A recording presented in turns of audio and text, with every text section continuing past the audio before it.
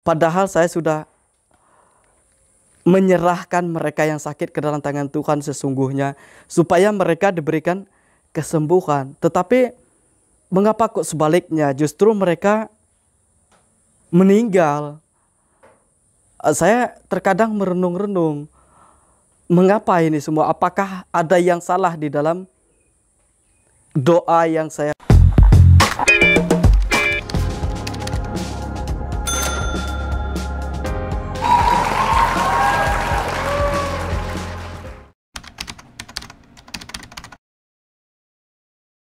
Saya pastoral di Nangamau. Ada beberapa pengalaman yang menurut saya sangat mengesankan ketika saya pastoral di Nangamau. Yang pertama, awal-awal saya datang ke sana itu saya rutin mengikuti kunjungan, kegiatan bersama dengan ibu-ibu WKRI Santo Yosep Nangamau. Mengunjungi orang sakit, mengunjungi orang melahirkan. Nah, di dalam kunjungan itu ada satu yang menarik menurut saya, itu ialah ketika saya bersama-sama dengan ibu-ibu WKRI kunjungan, 3 kali kami kunjungan kepada orang sakit, dan 3 kali orang yang saya doakan itu meninggal semua. Itu menurut saya ada keunikan di situ. Kok bisa?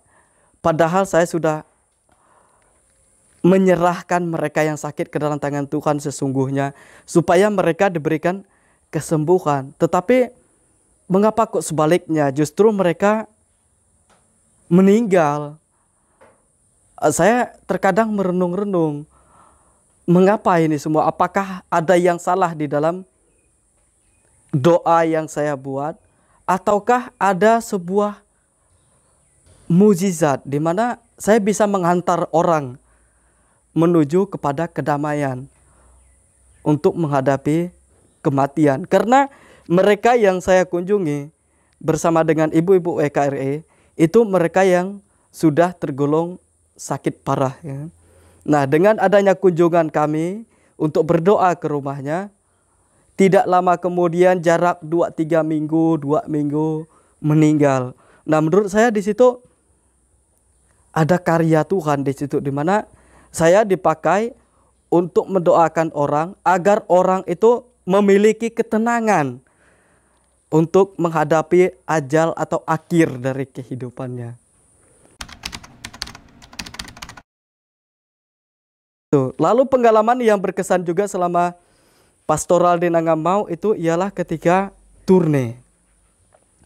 Turne pernah suatu kali masa Natal, saya berangkat tanggal 21, mulai berangkat 21 pagi sampai ke stasi Bongkal, lalu terus menerus perjalanan sampai ke hilir. Nah, sampailah kepada suatu stasi yang paling jauh, paling ujung, yakni stasi Tekam dan stasi Sadong. Itu dirayakan ketika hari raya Natal. Itu pengalaman yang sungguh-sungguh luar biasa bagi saya, di mana menuju perjalanan ke sana adalah pengorbanan yang butuh kerja keras lah menurut saya. Karena medan ke sana bukanlah medan yang mudah, bukanlah medan yang gampang, tetapi medan yang membutuhkan kerja keras, tenaga, perlu diekstrakan. Lalu dari stasi Tekam, saya bersama dengan OMK dan anak-anak di stasi Tekam harus jalan kaki ke stasi Songgang. Perjalanan menuju ke stasi Songgang itu adalah luar biasanya capek. Perjalanan 1 jam lebih, hampir 2 jam. Lalu baliknya 2 jam lebih. Itu bukan menggunakan motor, bukan menggunakan mobil. Itu harus jalan kaki. Dan jalan kaki, jalannya benar-benar jalan setapak. Jalan yang amat sangat jarang digunakan oleh orang. Jadi jalan itu masih jalan tikus, masih jalan yang penuh dengan pohon-pohon, lalu jalan yang betul-betul semak-semaknya, aduh, betul-betul membuat saya pribadi merasa perjalanan ke sana itu bukan perjalanan yang gampang lah intinya. Lalu berjalan kaki kami ke sana bersama dengan OMK, lalu anak-anak dari stasi Tekam. Saya pribadi kasihan melihat mereka kehausan, kami tidak membawa air. Lalu melewati Ketiti itu dengan sebatang kayu. Bukan dengan jembatan yang bagus, bukan dibuat dengan jalur air yang bagus, tetapi dengan satu batang kayu untuk melewati air gitu di situ. Itu merupakan pengalaman yang sangat berkesan. Lalu ketika datang ke stasi Songgang, umat di sana juga saya pribadi merenungkan begitu memprihatinkan di dalam kehidupan beragama. Di mana stasi sana menurut saya adalah stasi yang masih terbelakang, stasi yang masih membutuhkan sapaan dan tenaga-tenaga pastoral yang giat untuk mengunjungi mereka. Mereka belum ada gereja, lalu yang sembahyang juga sedikit. Mereka banyak juga belum menerima komuni karena belum dibaptis. Lalu mereka juga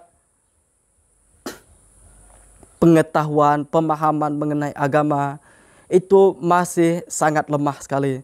Bahkan doa-doa itu banyak yang tidak hafal, ya kan? Itu menjadi keprihatinan bagi saya ketika mengunjungi ke sana. Lalu selesai kami mengunjungi ke sana, selesai mengadakan ibadat, lalu kami balik lagi ke stasi Tekam.